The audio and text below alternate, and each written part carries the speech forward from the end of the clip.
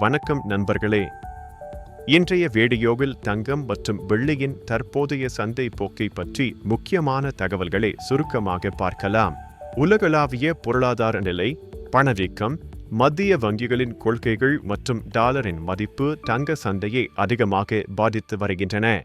அதனால் பாதுகாப்பான முதலீடு என பார்க்கப்படும் தங்கம் மீது முதலீட்டாளர்களின் கவனம் இன்னும் தொடர்கிறது. வெள்ளியின் விலை தொழில்துறை பயன்பாடுகள் காரணமாக அதிக அதிர்வுகளை காண்கிறது. சோலார் எனர்ஜி, எலக்ட்ரானிக்ஸ் மற்றும் தொழில்நுட்ப வளர்ச்சி வெள்ளியின் தேவையை அதிகரித்து வருகிறது.